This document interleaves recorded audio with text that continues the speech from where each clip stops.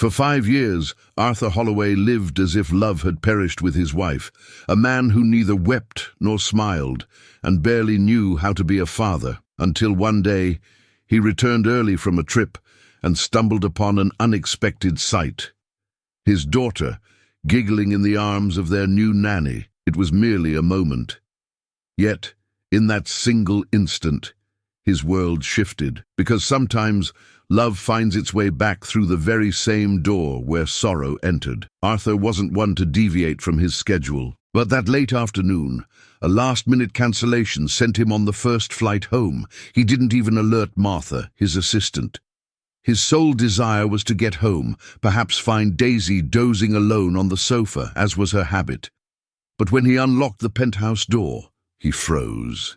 In the open-plan kitchen, Daisy sat on the counter, bare feet dangling, her face smeared with chocolate. Across from her, a woman he'd never met, young in a simple hoodie with her hair tied up haphazardly, stirred cake batter, laughing as if joy were part of her job description.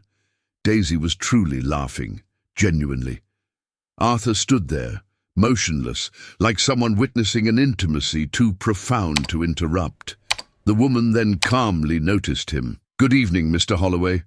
We were attempting to bake a cake, but I think we've invented a flour pudding instead." It was then that his carefully constructed world began to crack. Arthur Holloway wasn't the kind of man to lose his composure. At 39, he was a titan in the financial sector, renowned for his unwavering decisions, impassive demeanor, and consistent results.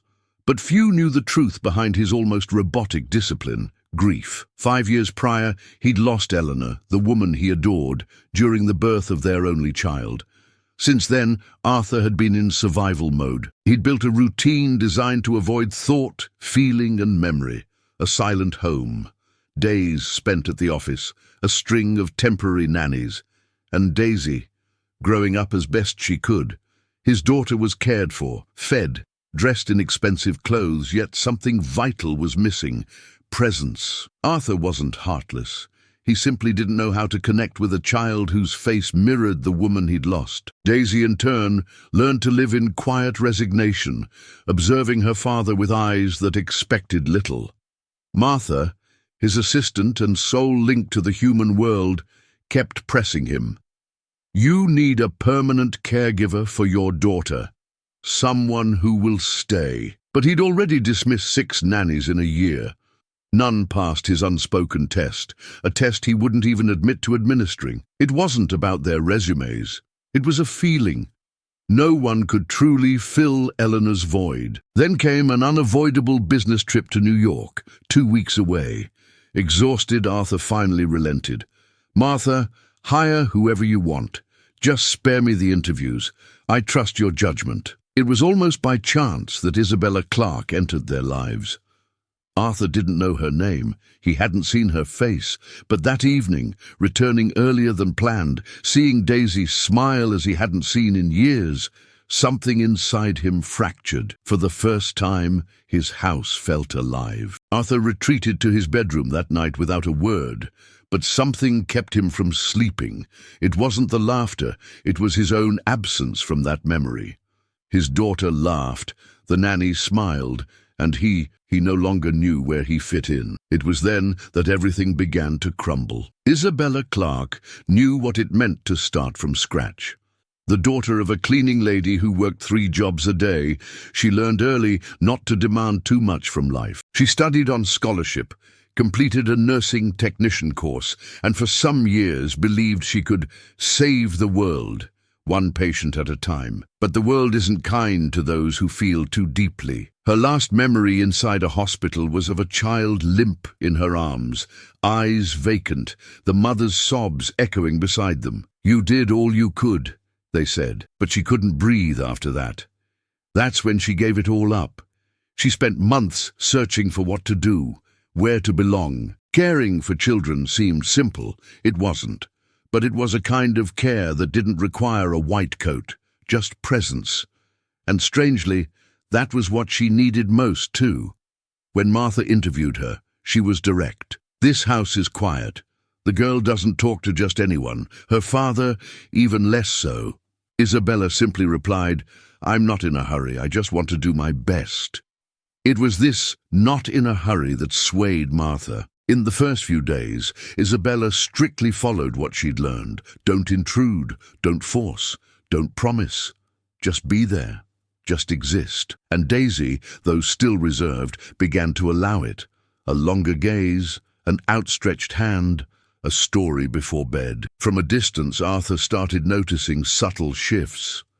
Martha's messages now contained phrases he hadn't expected. Daisy ate by herself today. She drew with Isabella for almost an hour. She fell asleep in her arms. And with each new message, Arthur took longer to reply, not out of disinterest, but from something he couldn't name.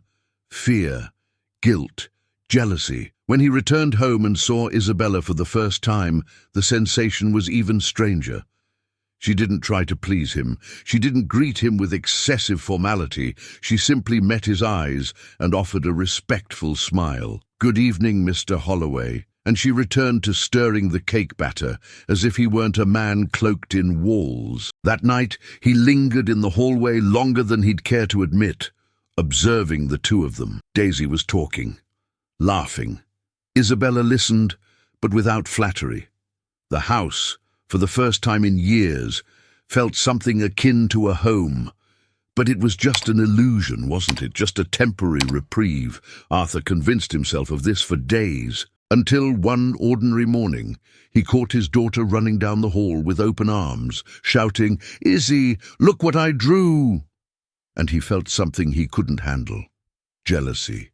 Of a space he no longer knew how to occupy, and he still believed he could control everything.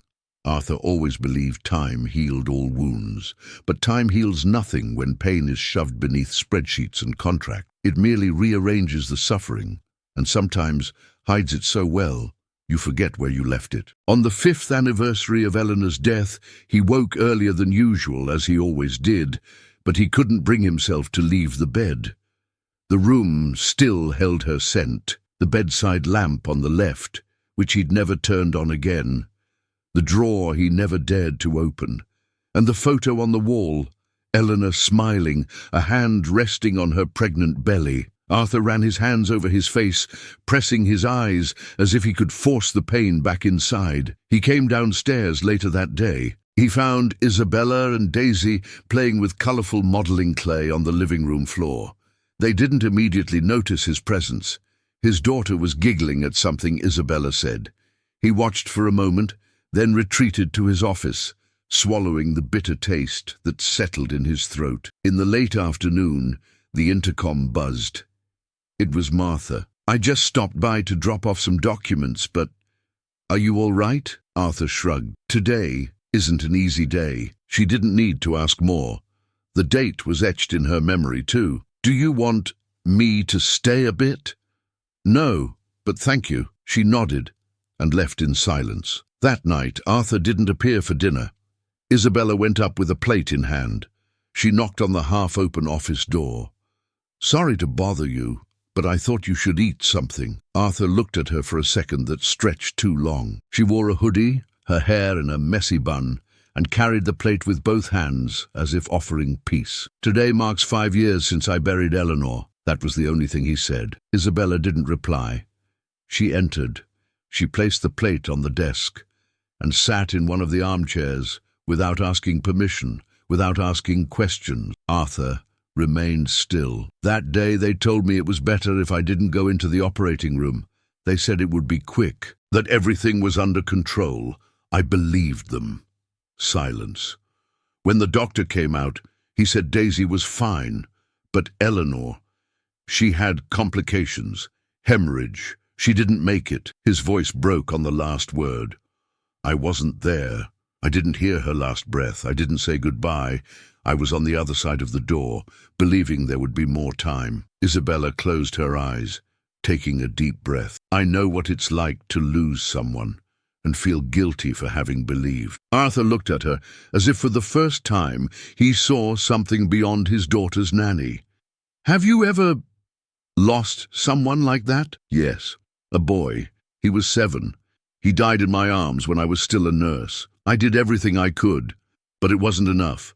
His mother hugged me and said it wasn't my fault, but even so, I couldn't continue. Arthur nodded slowly. It's like a part of us dies with them, isn't it? Isabella didn't answer. She just stayed there, present. After a while, he murmured, "You've made the house feel less cold." She smiled without replying. That night, he didn't sleep in the office. He went up to his daughter's room. She was sleeping soundly, clutching a stuffed animal Isabella had given her. Arthur sat on the edge of the bed. He ran a hand through his daughter's hair, just as Eleanor used to do with him when the world felt too overwhelming. It was there, he understood. Perhaps the pain wouldn't vanish. But maybe he no longer had to carry it alone. Have you ever had to smile when everything inside you just wanted to disappear?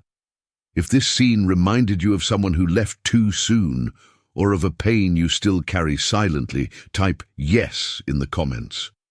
Sometimes, knowing you're out there makes this story even more meaningful. The next day, Arthur didn't come down for breakfast, but for the first time, he also didn't lock himself in the office. He stayed in the living room, vaguely hearing his daughter's voice, trying to convince Isabella to put glitter in the doll's hair. She was saying, "It'll sparkle more than the princess in the cartoon." And Arthur smiled, not with amusement, but like someone softening. Isabella passed through the living room after setting Daisy up with a cartoon. Arthur looked up. She paused, unsure if she should enter. "You have a strange way of caring," he said. She raised an eyebrow, surprised. "What do you mean? You don't force, you don't try to fix everything, you just stay." She offered a half smile. "Perhaps it's because I'm tired of trying to save the world. Now I just want to be present while I am." Arthur fell silent. That struck him powerfully. Presence, that was the word. It was what he had denied Daisy, and in a way himself. That night, he was the one who read the story to his daughter. His voice was shaky, without rhythm, and Daisy corrected him twice on how he mimicked the jungle lion, but she listened to him until the end, without fear, without distance, her body pressed against his leg. Arthur left the room with damp eyes and a tight chest. He bumped into Isabella in the hallway. "She asked you to read again tomorrow," she said. Arthur stopped. He looked at her as if he didn't quite know what to say, and simply said, "Thank you for not giving up." She shook her head. "I don't stay for others. I stay when I feel it's worth it." Arthur stood there, motionless, watching her walk away. He didn't know if it would work, but for the first time in 5 years, he wanted to try. The following week, Isabella had to miss work. A problem with her mother in the hospital. She notified Martha in advance. Daisy was cared for by a substitute nanny for 1 day, and it was just 1 day. But Arthur felt her absence. It wasn't just the different silence in the house, it was the lack of something vibrant. Daisy, once again, more withdrawn. The meals, impersonal. Bath time, difficult. At bedtime, she refused to choose a book. "I don't want a story tonight." Arthur sat beside his daughter, unsure what to say. After a few minutes of silence, Daisy blurted out, "Izzy knows when I'm sad without me saying anything." The sentence stayed with him all night. When Isabella returned, it was like the light had come back on in a room he hadn't realized needed illuminating. "Is everything all right with your mother?" he asked awkwardly. She nodded. "Stable for now. Thanks for asking." Arthur didn't know how to respond, but offered her coffee. She accepted. They spoke little, but he realized what he had refused to admit before. It wasn't just about Daisy. It was her, Isabella. The way she filled the space, the peace she brought without promising anything. And for the first time, Arthur silently wondered, what if I'm not ready to lose her too? Daisy's 6th birthday was approaching. Arthur, still uneasy with large gatherings, requested something simple. Few guests, nothing extravagant. He left the planning to Isabella. "You know her tastes better than I do," he confessed. On the day of the party, the house felt different. Simple flowers on the windowsills, a homemade cake, colourful ribbons fastened with clothespins. Daisy ran happily, dressed as a fairy, shouting, "Today I'm magic!" Arthur watched her from a distance. He wasn't sure if he felt joy or regret. And then he appeared. Noah, tall, laid back, with a handmade gift in his hands and an easy smile for Isabella. She hugged him like someone reuniting with a person from their past who never ceased to matter. Arthur froze. Noah chatted with Daisy, complimented the decorations, and laughed with Isabella, as if there was a secret language between them that he, Arthur, would never understand. Later, Isabella approached him with a glass of soda. "Is everything okay?" "Of course," he replied too quickly. But his smile didn't reach his eyes. She noticed, and before she could ask more, Noah appeared beside her, with the natural ease of someone who belonged. Arthur took a step back. He went to his office, closed the door, and stared at his reflection in the window pane where the party's glow barely reached. He didn't know what hurt more, the fear of feeling something, or the fear of feeling too much again. Arthur spent the entire night sleepless. The party had long ended. Daisy slept, exhausted, with traces of makeup on her face and her hands still sticky with pink frosting. The house was silent, but his chest wasn't. He replayed every shared laugh between Isabella and Noah, every glance, every gesture that seemed laden with a past he'd never been privy to. It wasn't anger, it was fear, fear of having felt too much, too late. The next morning he found Isabella tidying Daisy's toys in the living room. She saw him, but said nothing. He too remained silent. The silence between them, once comfortable, now felt like a thick wall. Arthur turned halfway and started towards his office. But halfway there, he stopped. He turned back, stood in the living room doorway, and finally said, "You seemed happy with him yesterday." Isabella looked at him, confused. "With Noah?" "Yes." She took a deep breath. "He's my friend, Arthur, that's all." "You laugh differently with him, as if there's a place I don't enter." She slowly stood up. "Are you jealous?" He hesitated, but didn't answer. "Arthur, I'm not competing with anyone, and certainly not asking you to fight for me. But if your way of loving is to pull away when you feel something, then perhaps we really are in different stages of life." He closed his eyes, pressing his temples with his fingers. "I don't know how to handle this. This fear. Fear of what? Of getting attached and losing again, of hurting you, of making mistakes with you like I did with Eleanor." Isabella approached slowly. She stood before him. "You didn't make mistakes with Eleanor, Arthur. You loved her, and you lost her. That's not fault, that's life." He looked her in the eyes, vulnerable. "What if I'm just letting myself be drawn to you because I'm lonely, confused, because I need someone?" She swallowed hard. "What if it's not that? What if you're feeling me because there's something real here? Something we didn't ask for, but that arrived and stayed." Arthur lowered his gaze. "You disarm me, and you scare me." There was a long silence. Then he raised his hand and touched her face. Slowly, as if afraid to break her, but also as if he knew he had to do it. The kiss came, not as an impulse, but as a decision. It was a kiss full of hesitation and surrender, of pain and desire, of two worlds colliding with delicacy. When they pulled apart, they stood there, faces close, eyes glistening. "This shouldn't have happened," he murmured. "But it did," she replied firmly. Arthur ran a hand through his hair, stepping back. "I'm afraid of using you as an escape. I don't want you to be the patch on a broken story." Isabella took a deep breath. "I'm not your past, Arthur. I'm your now, and I'll only stay if you want me completely, without comparison, without projection, just as I am." He looked at her. He didn't answer, but his silence was different this time. She smiled, fragile. "I'm going to sleep. Good night." Arthur stood there motionless, watching her ascend the stairs, and when she disappeared from his sight, he closed his eyes. Inside his chest, something stirred, something he thought he'd never feel again. But now it was too late. He was, finally, feeling everything again. Arthur didn't sleep well that night. The next morning he came down for breakfast and found the kitchen empty. The aroma of fresh bread still lingered, but Isabella had already left with Daisy for school. Her absence now ached, like a subtle, yet constant shortness of breath. Throughout the day he tried to work, But Isabella's image kept returning, the way she listened without judgment, the courage to remain where no one else had dared to stay. In the late afternoon, he decided to go up to her room. He knocked once, waited. Nothing. He slowly opened the door. The bed was made. The bookshelf held a few books. A backpack leaned against the wall. On the desk, a note written in a firm hand. "I haven't left for good, but I won't stay where I'm not chosen." Arthur sat on the edge of the bed. He stayed there for minutes, perhaps hours. The silence of the house was no longer comfortable. It was a mirror. That night, he looked at an old photo of Eleanor and Daisy, together. He smiled with tenderness and pain.